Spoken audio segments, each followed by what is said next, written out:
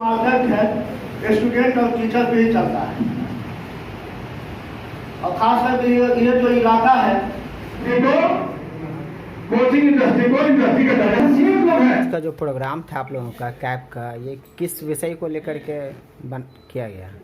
Cab का basically ये 16वां meeting है, और इस मीटिंग में हम लोगों का 3 प्रोग्राम था। एक तो जो 15 अक्टूबर को लेकर के जो 15 अक्टूबर में हम हर एक स्कूल और शैक्षणिक संस्थान को खोलने की बात कही जा रही है, तो उसमें स्टैंडर्ड ऑपरेटिंग प्रोसीड्योर को लेकर के मीटिंग है कि क्या एक्चुअली होना चाहिए एसओपी में गवर्नमेंट का क्या गाइडलाइन है और वो कितना इम्पैक्ट करेगा। एक तो ये, दूसरा जो इम्पोर्टेंट है संगठन का विस्तार को लेकर के कि जितने भी हमारे संगठन है, संगठन अब इस लेवल पे आ गई है कि अब हम लोग इसका विस्तार दें।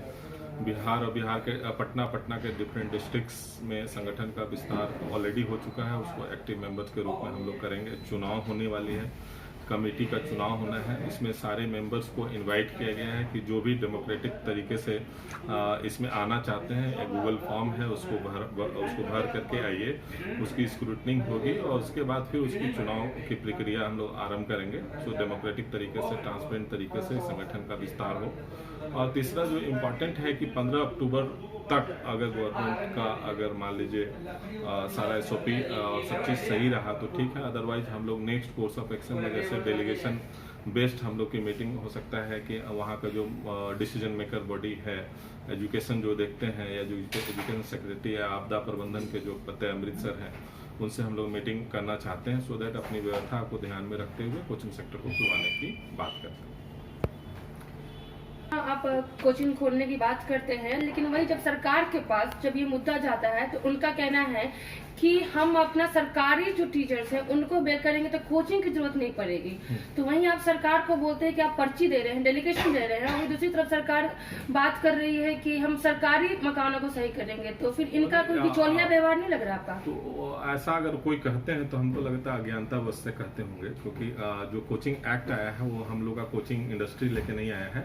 बिहार गवर्नमेंट ने बिहार कोचिंग एक्ट लेके आया, तो उसका मतलब ही ये होता है कि वो कोचिंग के लिए वो एक सोच रखते हैं कि एक सेक्टर के रूप में, एक इंडस्ट्री के रूप में उन्होंने डिस्कशन उसमें वो इसको डेवलप करना चाहते हैं। और अगर आप जान के अगर देखिएगा, बिहार गवर्नमेंट के पास जो रेवेन्यू जो आती है, जो मैक्सिमम रेवेन्यू, वो जीएसटी के रूप में हमारा 3rd मोस्ट कंट्रीब्यूट करता है कोचिंग सेक्टर उनको जीएसटी के रूप में। और बिहार का जो अपॉर्चुनिटी है कोचिंग सेक्टर को लेकर के, अगर बिहार गवर्नमेंट ठीक से काम करे इसमें, तो 3500 करोड़, ये तो हम लोग आपको बता रहे हैं, जो सारा ऑर्गेनाइज तरीके से अगर हो तो 3500 करोड़ तो डायरेक्ट हम लोग कैलकुलेशन हम लोग के मुंह पे है, और 3500 गवर्नमेंट बिहार गवर्नमेंट को ये रेवेन्यू आएगी। और अगर ये थोड़ा और इंडस्ट्री के रूप में अगर मान्यता दे और सब सारा सुविधा दे, जिस तरह से कोटा और दिल्ली और हैदराबाद की गवर्नमेंट, तेलंगाना की गवर्नमेंट दे रही है, कोचिंग इंडस्ट्री को बढ़ा रही है, तो ये इंडस्ट्री कम से कम बिहार में 7,000 से 7,500 करोड़ का revenue in terms of tax government को दे सकती है। और एम्प्लॉयमेंट जनरेशन तो अनलिमिटेड। आप समझिए कि आईआईटी का एक इंजीनियर जो आईआईटी का कैंपस, आईआईटी गुवाहाटी का बच्चा जो बीटेक करता है, उसको इंडस्ट्री 70,000, 60-70,000, मैक्सिमम 1 लाख का उसको पैकेज मिलता है, जो अच्छे बच्चे होते हैं। और वही अगर कोचिंग सेक्टर में आकर के काम करने लगते हैं तो 3 लाख 2.5 लाख का सैलरी देते हैं। That kind of potential coaching industry है। वो उस तरीके का अच्छे जॉब और उस तरीके का contribution coaching sector employment generation में कर सकता है। तो आपने डाला है क्योंकि इस लॉकडाउन में आपका कोचिंग ओपन हो या नहीं?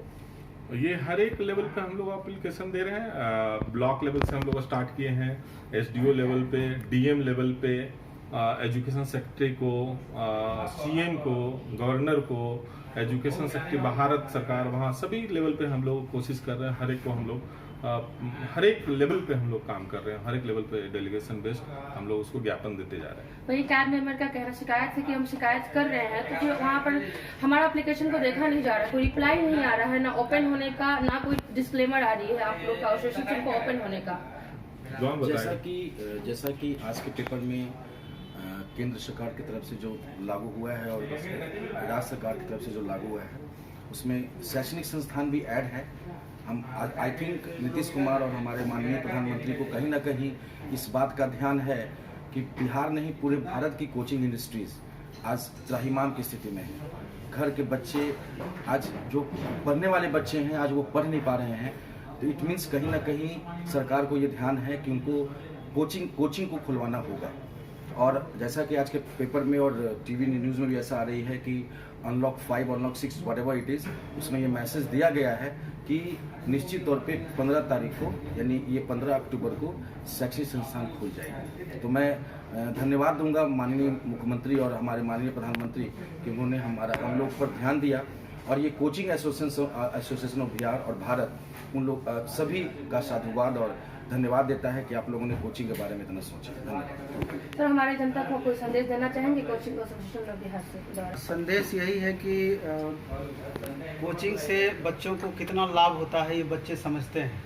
अगर स्कूल में सब चीज़ बच्चों को मिल जाती तो हम समझते हैं कि कुछ ज़रूरत कोचिंग की नहीं पड़ती, लेकिन हम लोग भी बहुत ईमानदारी पूर्वक जो बच्चों का उद्देश्य होता है उनके लक्ष्य तक पहुंचाने का प्रयास करते हैं। तो हमारा यही है बच्चों को संदेश या फिर सरकार से हमारा यही डिमांड है कि सिर्फ अभी ओपन कराने से ही नहीं होगा। बहुत हम लोगों की स्थिति बहुत दयनीय हो गई है। इस 6-7 मंथ जो अभी कोरोना काल रहा, इस पर भी गवर्नमेंट को ध्यान देने की ज़रूरत है, और हम उम्मीद करते हैं कि इन सब हालात को अच्छे से समझ पाएंगे।